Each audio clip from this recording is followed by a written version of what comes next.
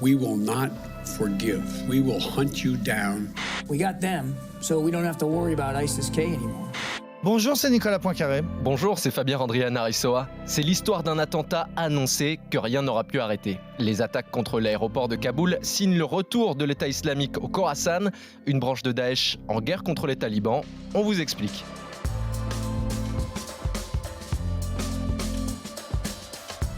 Non, l'État islamique n'est pas mort, il s'est tout simplement déplacé. Daesh vient de faire coup double en frappant des militaires américains tout en montrant que les talibans n'arrivaient pas à assurer la sécurité de l'aéroport de Kaboul.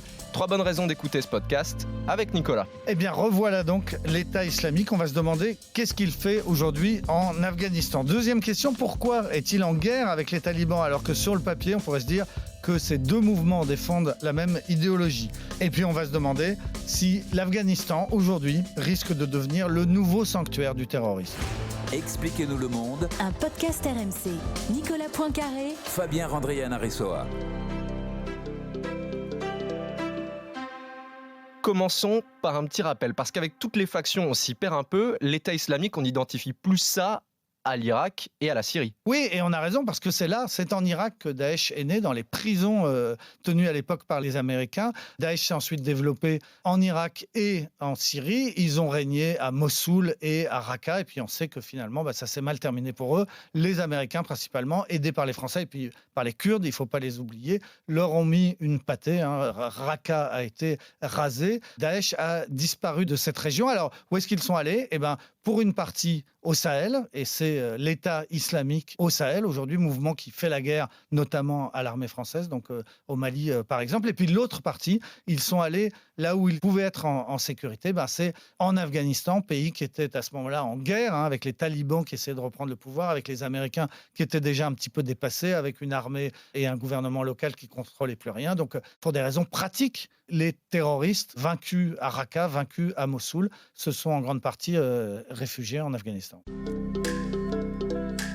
L'État islamique, on pensait ne plus en entendre parler, que le califat c'était de l'histoire ancienne. Ils sont combien aujourd'hui en Afghanistan ? Alors, il y a un rapport de l'ONU qui estime qu'ils sont environ 2000. Ce sont au départ des Pakistanais au tout début, des Pakistanais talibans, qui ont été rejoints ensuite par des dissidents afghans des talibans qui trouvaient que le régime taliban était un peu mou. Ce sont des durs, ce sont des extrémistes. Et puis on l'a vu, ils ont été rejoints par les terroristes qui ont dû quitter la Syrie après leur défaite, mais pas que. Ils ont aussi été rejoints par des Ouïghours, c'est-à-dire des musulmans chinois. Il y a la répression de Pékin dans la région des Ouïghours. Certains ont fui et se sont réfugiés en Afghanistan. Et puis pareil pour les ex-républiques de l'URSS, la Tchétchénie, le Tadjikistan, le Turkménistan, l'Ouzbékistan. Il y a dans toutes ces régions des islamistes radicaux qui, eux aussi, sont venus se réfugier en Afghanistan. Alors tout ça forme pas donc énormément de monde. On parle de 2000 personnes, mais c'est vraiment une internationale des barbus les plus radicaux et qui, effectivement, sont présents aujourd'hui en Afghanistan.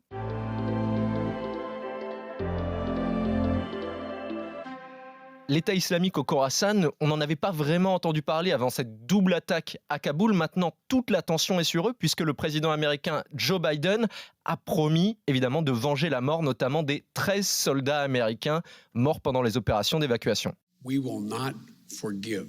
L'air grave, Joe Biden explique « Nous ne pardonnerons pas, nous n'oublierons pas, We will hunt you down. nous vous chasserons et nous vous ferons payer ».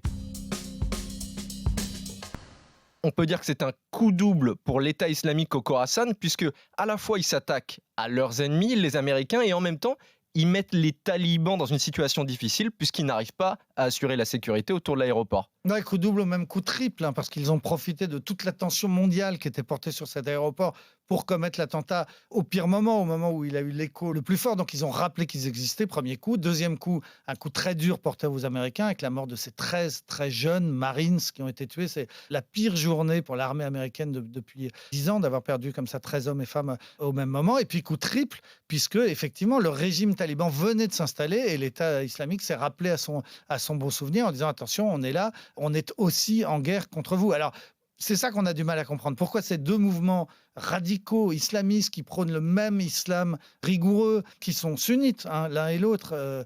Pourquoi sont-ils en guerre ?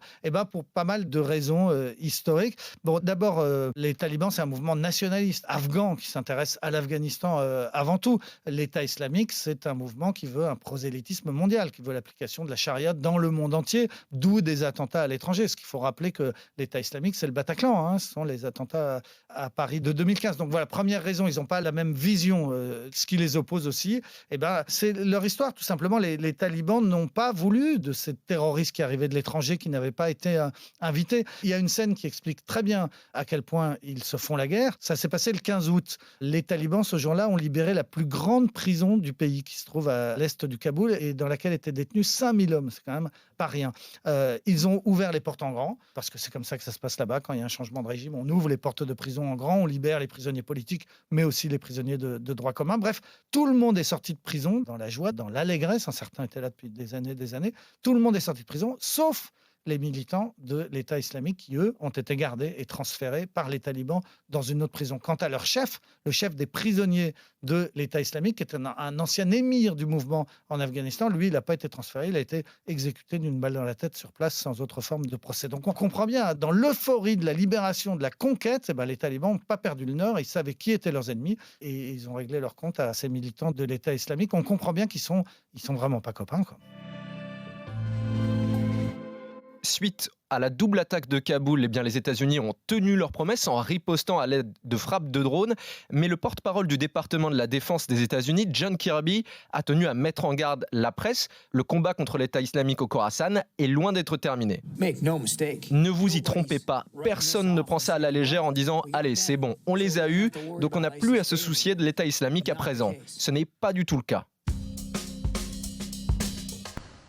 Leur nombre est évalué autour de 2000 combattants, mais ils ont quand même un grand pouvoir de nuisance et la double attaque de Kaboul était loin d'être la première. Oui, on estime qu'il y a eu près de 200 attentats qu'on peut attribuer à l'État islamique en Afghanistan depuis le début de cette année 2021.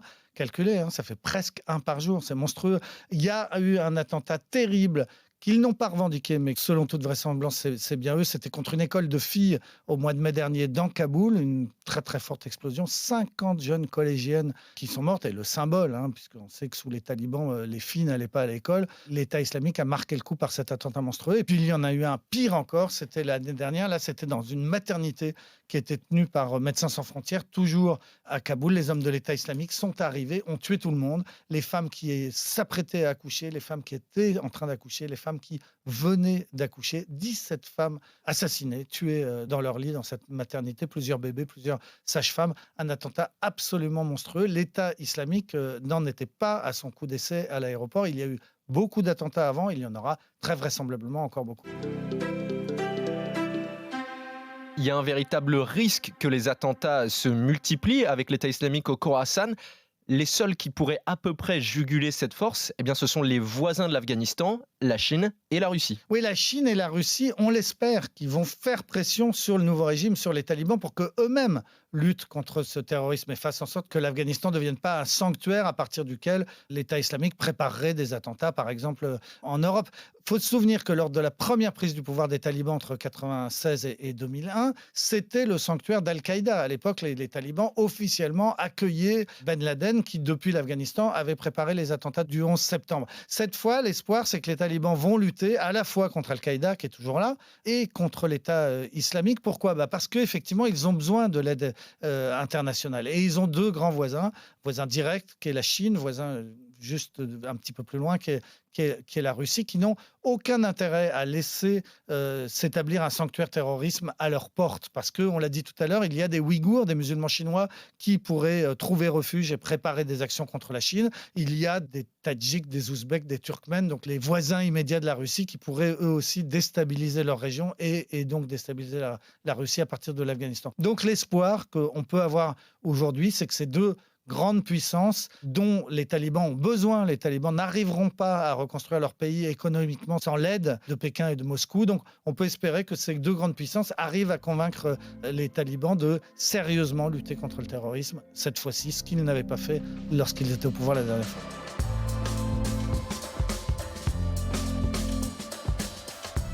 C'est la fin de ce nouvel épisode d'Expliquez-nous le monde. Merci à vous de l'avoir suivi. Si ce podcast vous a plu, abonnez-vous. Nous sommes sur toutes les plateformes de streaming, sur le site et l'application RMC.